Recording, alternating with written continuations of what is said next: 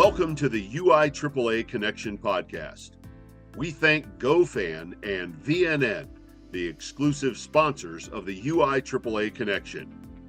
Now operating as one combined company, GoFan and VNN offer a seamless experience through digital ticketing and athletic websites.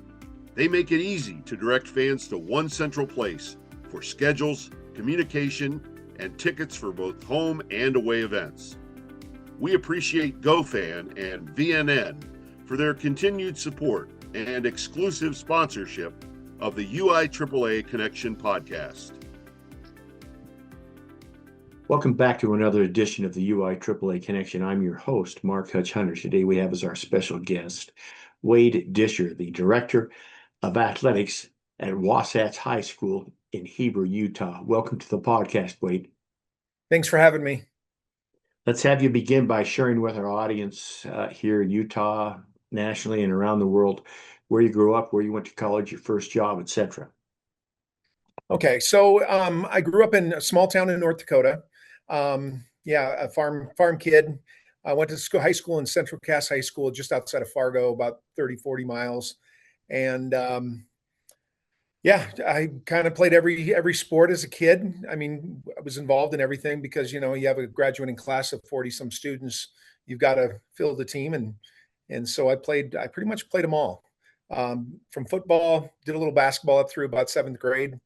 I was a wrestler. That's kind of my sport, I guess, of most recency. That's where I did a lot of coaching.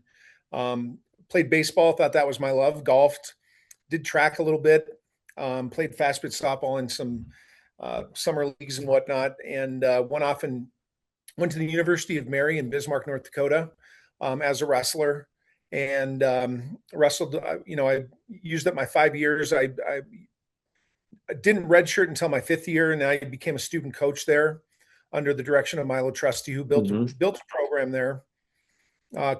He's a Hall of Fame coach, and probably had the greatest impact on my coaching, and steered me that direction of wanting to be a coach. And my first teaching job ended up in Hebron, North Dakota, which is a small town. And my wife and I were newly married. Her and I coached basketball together, believe it or not. We coached fifth and sixth and seventh and eighth grade. I was the head fifth and sixth grade coach, and she was the head seventh and eighth grade coach. For basketball, we were the Brickmakers, which is not a good alliteration for basketball. But we had actually a really good team, and it was a lot of fun. And I was also the bus driver, and I helped out with golf, assistant golf coach and the bus driver there. We're talking rural North Dakota. And this is, I graduated in 1989 from high school, 94 from college. And so I, jumped right into it, came back as a graduate assistant at the University of Mary as a wrestling coach, and did, some things there, and taught part-time at a couple schools, coached a little baseball at St. Mary's High School during my time as the grad assistant at Mary. So I was teaching an economics class there, then made our way out to Green River, Wyoming, where in 1990, been 96, 97 year, and ended up being a teacher there, but also got involved with the wrestling program. My path, I had two great mentors there, Tom Siemens, who was a Hall of Fame wrestling coach, not only at Green River, but was up at Gillette, Campbell County in Wyoming, and legendary coach. And the other assistant was Bill Hodges, who's also a Hall of Fame coach. And he's still coaching at Western Wyoming as an assistant for one of our former wrestlers there, Art Castillo, and they won a couple of national titles in the junior college ranks. Spent 1 year there, was hired on as the head coach, wrestling coach at Wasatch High School. And it was actually a duel that we had with Wasatch at that time. Green River was the powerhouse in Wyoming, and Wasatch was the powerhouse in the state of Utah. And it was under the direction of Steve Sanderson, the legendary coach, and his sons, Sure. Yeah, all those things. But I was introduced to Steve when we competed against each other when I was at Green River. And then he said, "You need to apply for this job here. I'm going to be following my boys at Iowa State." And at that time it was Cody, the oldest, and Cole, and then Cale just was entering into his freshman year. So yeah, we competed against Cale in high school, didn't really know the magnitude of who he was at that moment. Sure. So it's kind of fun. I actually, and I tell this story kind of jokingly, but it's a true story. When I was at the University of Mary, I took, some college athletes down there. At that time, it was the Rocky Mountain regional tournament. It was a USA event. And I went down there to give them experience, but also to do some recruiting of high school kids, because it was in conjunction with, a world team qualifier event to get to the world team trials. And there was also a junior and cadet, basically high school age tournament going on at the time. And I actually, and Caleb won't remember this, nor will Cole, but those two were wrestling in it. And I talked to them and gave them my spiel about coming to the University of Mary, and they politely declined and said, we're going to be following their brother in Iowa State. And I'm thinking to myself, sure you are. And they did.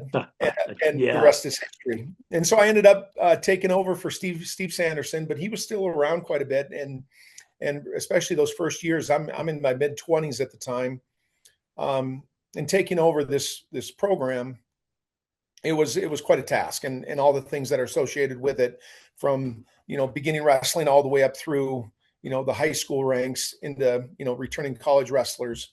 And Steve was very patient with me and mentored me through this, because he built a program, and I became the steward of it.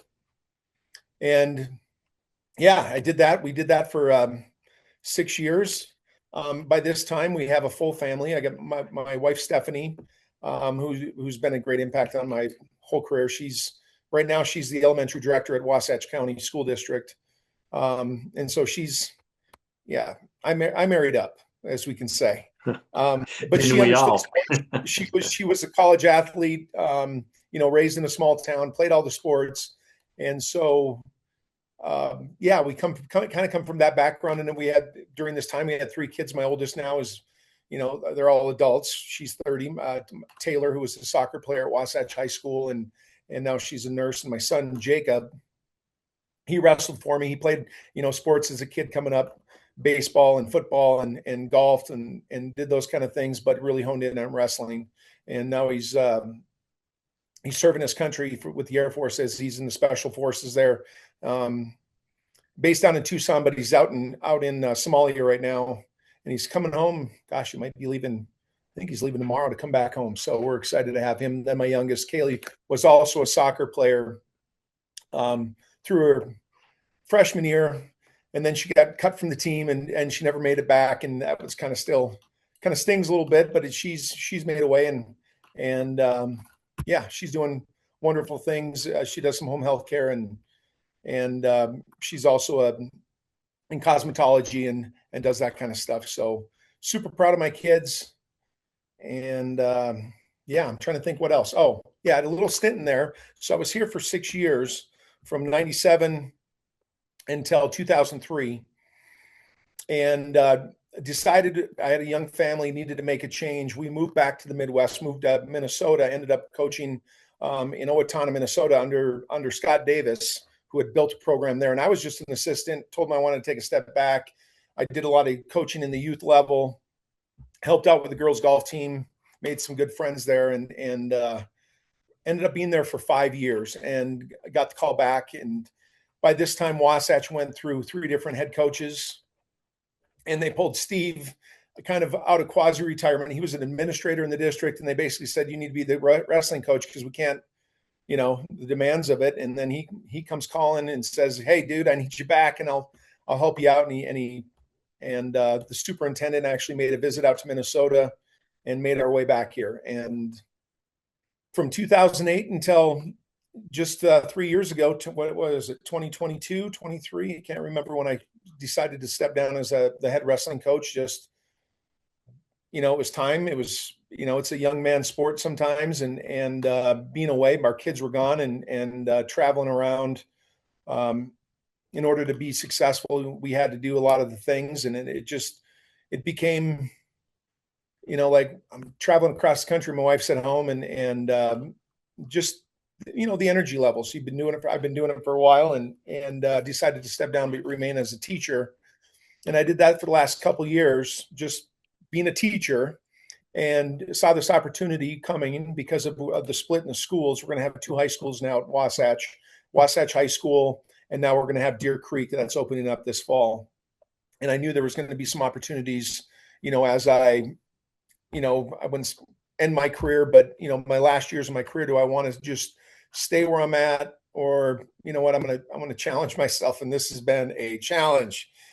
I've been did some Brad Foster, the current he's the athletic director at Deer Creek. He was in charge of getting things going, so he's just been super busy. I started doing some shadowing with him over a year ago, and I kind of worked my way in, did some more supervision through the first semester of 2025, this last school year.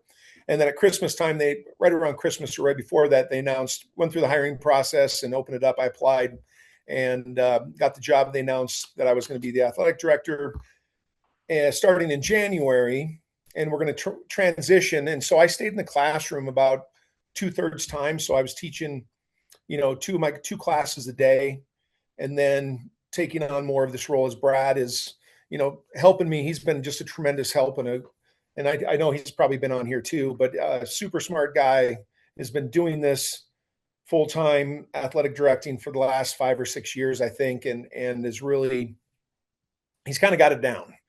And I've called him probably 4 times today already. Maybe he'll probably tell you more, but just asking simple questions as I'm going through, register my coach and eligibility stuff, and getting ready for this next school year. So here I am. I'm going to be full-time next year. Well, actually, I'm kind of full-time now, but it's summertime, and I work hard, but I work slow. I'm a slow processor. Perfect. Yeah. Yeah. Let me, Brad has been on the podcast. So I'll ask you, because I think it's been a couple of years since I've had him on. When I asked him this question, the new high school was probably just starting to be built. So my question to you is the boundary, does it make sense for those that live in Wasatch County, or is it kind of is it gerrymandered? Is it like right down the highway? Is it like east of the highway west? I mean, I'm sure the new high school's got Charleston, Midway, all the smaller towns, but so is most of Heber staying in Wasatch, or how does that work? So, it's going to be about a 50-50 split, the way the numbers are working out. And so Wasatch is Highway 40 that runs diagonally from the northwest to the southeast, right. And that's the one. And so it kind of cuts that off, and you're looking everything to the west up to Timber Lakes, where I live, and all this area up to if you don't know this area, but Red Ledges, and then there's some gerrymandering as you get to the north side of town. Main Street, then it kind of gerrymanders up into the hills a little bit, and it encompasses. So in total area, Deer Creek's got a lot more area, but in terms of population, we're looking at, more dense population, and some of these higher density areas, instead of 1 acre, 2 acre lots over in Charleston, you have, nice homes in a more suburban type of concentration over here on our end. So yeah, it's been interesting. There's been a lot of debate, discussion, from the school name to the mascot to the boundaries and elementary schools. So what is the mascot of the new school? So they're the Deer Creek Riverhawks. Okay. Yep. I did not know that. I shouldn't bring this up, but I'm going to, because one of the original names they were going to call it, and then there became all this, they opened it up for discussion, and which is great. Mm-hmm. I kind of liked it. It was going to be Iron Horse High School, and what was the mascot? Now I can't remember. Iron Horse High School. Oh, like the Mustangs or something like that. It was kind of encompassing the Heber Creeper, the railroad through town, and it was kind of, and actually the structure, even though the footprint is basically the same as ours, a little bit different design in terms of the main high school, but you kind of walk into it and it feels like you're at a train station. the big clock in the middle. It's pretty cool. And anyway, but they have a separate facility over there. So like our athletic facility, our gyms and so forth, and they're connected just down the hall here. Theirs is a total different facility, and it's backed up to their outdoor fields, the football fields. The bleachers back right up to the east side of this athletic facility, and it's tremendous. They have two big, if you want to call them basketball courts, one more competition, one's more practice facility, and a track that runs around all of it. And I mean, it was really well thought out. And those other fields, the lacrosse and softball, baseball, and soccer fields, they're all kind of just out in pretty close proximity. So Brad's got it going on over there, but a lot to take in. That's awesome. I'm smiling because my family has owned a cabin in Midway, now Interlaken, since 1972. Oh, wow. And I can remember I was just out of high school. The old Wasatch High School was like, I think 2A back then. And of course that's been rebuilt. Of course, it's a huge school now, and of course it's going to be split in the fall. So I assume, are you both then going down to 4A? How is that going to work? Yeah, we're both going down to 4A, and our growth has kind of slowed down a little bit, so we're not going to be like jumping. It's going to obviously slow the process. I think we'll be in 4A for quite some time, but who knows? Who knows what the future holds? One of the things to try to get some of our sports down maybe to 3A. But it was, since we're making a mid-year jump, it was kind of difficult. I know that there was a lot of discussion about, football, because it seems to me, or as it's kind of playing out, Wasatch is going to have the numbers in football, and they're going to be building a program over there. And it's been kind of interesting to see where the kids are going. And it's been interesting. We've been a one-horse town forever. And now we're kids and families. There's been a lot of, I've been using the word consternation and this uneasiness, little anxiety amongst our kids, parents, teachers and coaches. They're right. It's so interesting, and trying to navigate it in a way that's, as we're not wanting to create a rivalry that's of hatred or things like that. We want to create a rivalry that is about, we want to see the other team do well, except when they're playing us. And sure. Right. You know what I'm saying? Well, I know exactly what you're saying. So my next question to you is, how is it, because Ryan Bishop has been such a fixture up in Wasatch County for so long, and he's principal at Wasatch, going to be principal at the new school. All of a sudden he's down at the UHSAA. I mean, that's got to be a big a big concern for the people up there. Yeah. No, I tell you what, when I decided I was going to make this kind of shift, I'm thinking to myself, well, I got Ryan Bishop. I got this guy that has been through it. So he was my athletic director for a number of years when I was still coaching, and I relied heavily on him. I mean, it's a kind of a running joke. I'd bring my lunch in there during lunch period, and we would just kind of hash out some things. And I called him the last couple of days, just going to ask him a few basic questions. He hasn't returned my calls. Just shout out to Ryan Bishop, return your calls to your former athletic director. But no, he's been a tremendous, wealth of knowledge, a mentor, a friend. And when he told me, and I kind of knew it was coming, I kind of heard it a little bit, and he gave me a little peek behind the curtain. And so I knew it was coming a little bit sooner, but it's still, I had to grow up quick. And like I said, he's always a phone call away, but he's got to answer his phone.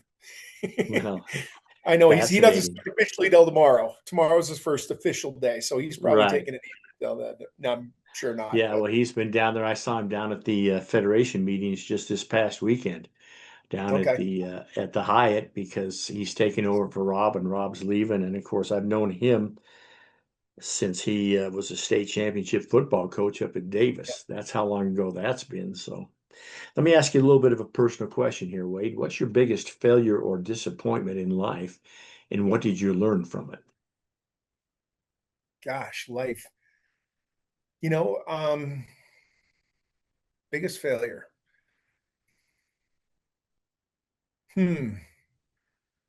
That's a great question, and I knew that was coming.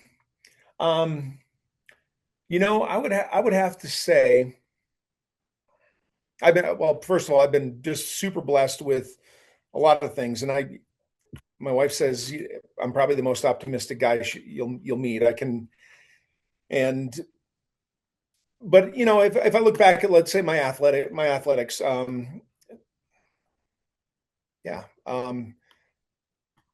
national championship tournament, and I had the opportunity to go on to be a national champion, and I, kind of frozen the moment a little bit. Didn't,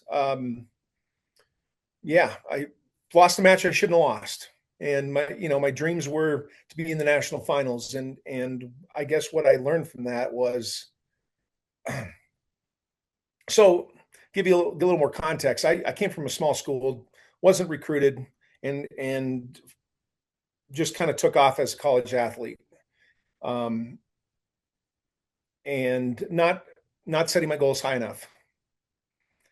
My goal was to make the national championship, national finals, and I should have set my goals a little bit higher, a little bit loftier, and yeah, shoot for the stars, right? And I guess I could take that with me, kind of coming from nowhere, to relate to kids that are, just trying to, as a coach, trying to figure things out. Dream big. And sometimes we limit ourselves in our thinking, and ultimately that limits ourselves in our what realization of our potential. And I kind of carried that with me as a coach, and it was, more so, yeah, the kids, if they don't think they can, if they don't have people believing in them, a coach, parent, teammates, it's hard for them to really achieve those great things, and it doesn't matter whatever it is. And so that's my biggest thing with my coaches is, the efficacy of the individual coach and that relationship with those kids is the most important thing. When, yeah, you're going to have some just awesome athletes and whatnot, but it's as a whole, and that philosophy that I think that failure really helped me live it out moving forward, Okay, So, well said. Thanks for sharing that. Let's turn for a moment now to the UIAAA. okay. How did you first hear about it? I know you attended the recent conference, but I Yeah. looked it up. You've taken like 5 or 6 LTI courses, Yeah. Yep. and Actually, so Brad's even like, though this is your first full year, you've I mean I think you've taken all the 501(2) up to, well, I think you're missing 510, but all those legal courses too. So yeah. obviously Brad got you involved in the UIAAA, Yep. said, "Hey, come to this conference." How did that work? Yeah, we were talking one day, and I would stop in. It was kind of a, this is last year. This is probably last April, May, or maybe even earlier than that. And what are some things I can do? How can I, start getting prepared for this ahead of time? He goes, go to this conference. He said, there's some really good classes you can take, and obviously he's taken a bunch of those, and he's gotten his certifications and whatnot. And it was really, yeah, I mean, I signed up for it. I knew there was golf. I'm a golf nut. And so, yeah, I went out there and met some cool people, took in, some things, and, saw some familiar faces. Like I saw Bo Roundy there. I knew Uh-huh. Bo from back when, and a few other coaches. I'm trying to think of their names. Crittenden, North Summit. Just some people I knew in the wrestling world. It was, and then, yeah, it was all of a sudden this. Okay, I'm like these guys. I can do this. There was that intimidation factor. The athletic director got to know all this stuff, and that's one thing I've realized is it's every day I'm learning something new. I mean, I had two other phone calls and conference meetings on Zoom and whatnot today. A lady from Huddle, talked with her for about an hour, just kind of really wrapping my brain around it. Because as a wrestling coach, we didn't use Huddle, and that was always this mysterious thing out there for me, But really, really kind of have a really good understanding of it now. And I talked to our guy from BSN. Really, I've not ordered anything. Wrestling has always been kind of a niche sport where we have our guys, our suppliers for singlets, and we're not going to go with these where other teams go with like a BSN and so forth. We got to have Rudis and got to have Resolite mats, and so never really dove into that. So I ordered a basketball hoop today, my first order. But yeah, I guess going back to the big question is the UIAAA. It was making connections with people that I can ultimately turn to and developing relationships, but also gaining a wealth of knowledge in guiding my thinking moving forward, as we get ready for, this is going to be my first season as like rolling out the preseason, getting my coaches ready, getting my athletes ready, and the legality behind some of that stuff, from, one of the big things I met with my athletic trainers today about getting physicals and access to physicals and having them done before we actually do tryouts and having we have a new athletic trainer, Megan, and she's wonderful. And she's taken that part of, she's going to be managing the physicals, and we're not going to let kids play unless they have those physicals. I haven't sent out an email yet to all my parents, so this is news to them, but we're going to try to get on top of it. And I have a tremendous amount of help here. Ryan, when he left, he had set up a situation for the athletic director to take on a lot of things, but the support's there. I have a great secretary who was one of my wrestling moms back in the day, Carrie Clough, and she's new to her job, but she gets me. She understands how my brain kind of works, and so we've been working well together. Sarah Robinson, she used to be the old athletic administrator or secretary under Ryan, and she's now our lead secretary here. And her and I chatted today about season passes and making sure we're getting those things in line.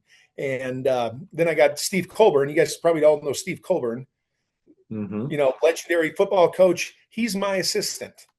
I have an assistant, and he takes care of a lot of the day-to-day like attendance, game day attendance. And he also does a lot of the reminders for coaches and manages, making sure that they're getting their stuff in and reminding head coaches to get your stuff done. And so he's been super good, but he's not around right now. He takes the summer off, which is awesome. He's fishing somewhere, but yeah, I have a tremendous amount of support from all levels, just people I've worked with throughout my time. Like, over operations is Sean Kelly, who was one of the first people that really helped me when I came to the Valley. His family, and Justin Kelly, his brother, he's the principal over at the other school. Those guys were both my junior high coaches for wrestling. And so I've had this, and Sean was my principal, Justin was my principal. Justin and I worked at the golf course together for a number of years.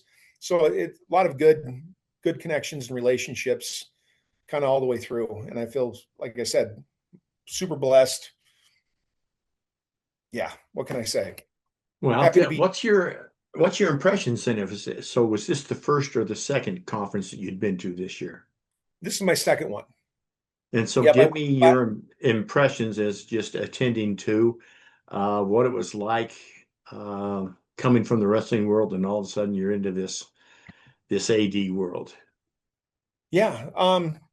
My impressions were that there's tremendous, the work that athletic directors put in, and the people that I know, and, we come from region 7? We're going to region 8. And just the tremendous mentorship that goes on from, I'm trying to remember some names here. Well, like I know Steve Marcin. Steve Marcin, has been around, and he's been a part of your association. Right. And he's been he's been such a mentor to a lot of people. Yeah, the connectedness and the growth mindset of every one of those people and their professionalism, it's incredible. And so I'm looking up at these guys like, you guys are awesome. We go to this training, for I forget what we call it, but it's for our captains academy. It's called Captain's Academy. I'm trying to think of his name. Why can't I think of his name over at, he's our president. Oh, it's Roberts down at Spanish. Yeah, Roberts. Yeah. All those guys Oh, are, yeah. who am I thinking Wendy of? and I. Wendy? Yep. Yep. Her, there's just these people that are, yeah, great examples for me. And, I want to attend that national conference coming up. I got to get my application stuff in for the scholarship and so forth. That's down my list of things to do, but, really looking forward to more of that kind of stuff, interactions, gaining the knowledge, making those connections, and just learning from just so many people. What's the favorite part of your job, Wade? So I would say my favorite part is being confronted with some problems and being able to help resolve those and coming up with solutions. I'm figuring that's, you walk away from here, and you got coaches that are like, okay, it's more of a servant fulfilling role that I play. And, you try to take that servant leadership into everything you do. And I know that word's probably been used, but it's really, I'm really here to help my coaches be successful, and they're going to have issues and needs, and help them problem solve those things. And that's been super rewarding. And I don't mind having, one thing I can do pretty well is have a number of tasks going on at the same time. As long as I have a list, I can, it's the ADD in me that allows me to, it's kind of becomes my superpower as long as I have a list, and then I can kind of get through stuff a lot easier. But it's the excitement of being around the kids. I absolutely love being around these athletes, and I don't know if things are going to change, because I had a lot of these athletes in my classroom, and now I'm out of the classroom and maintaining those relationships. And so I just got to be really intentional in fostering those as I go out to. It's a goal of mine to be intentional to go to practices and not just coach talk. I'm going to hang out. I'm going to learn how to throw a girls lacrosse ball. Have you ever tried to use the girls lacrosse sticks? No, It's not I have fun. not. And I thought I was a good athlete and had hand-eye coordination.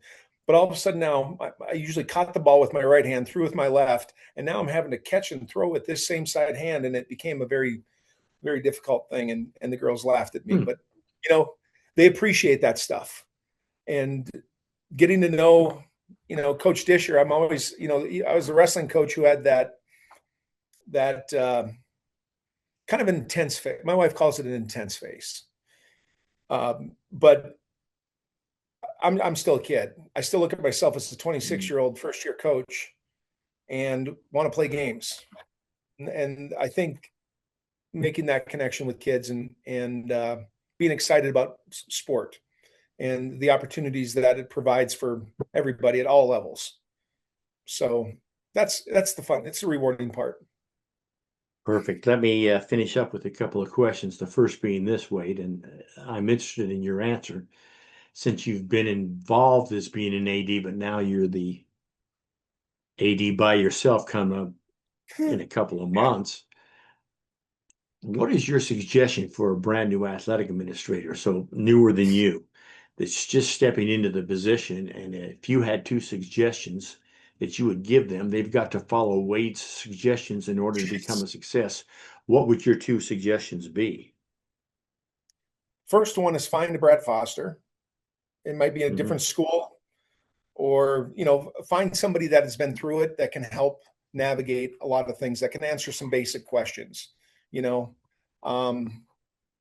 have that person accessible and develop that relationship where there's that trust where you're not, I feel sometimes I'm kind of like, I'm pestering, but he's a kind man and he puts up with me.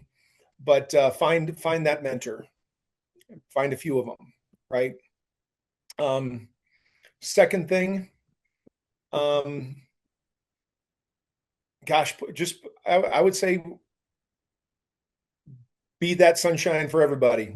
Try to walk around, be involved, get to know people, be intentional.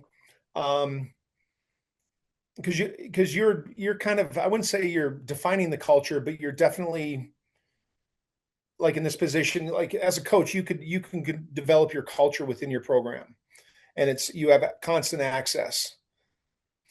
But creating that culture in a whole school amongst coaches, I'm in the process of buying into my coaches, right? And I'm learning from those guys. Like if I would have taken the time as a coach to learn from the things I'm learning from my coaches on how they do things, why they do it, I didn't take the time to do that as much as I should have as a coach in my sport. You get kind of honed in on your sport, and you're just so uber focused, and you pop in and you know the coaches and you're cordial. But I've been just super impressed with our coaching staff and willing to just listen to what they got going on.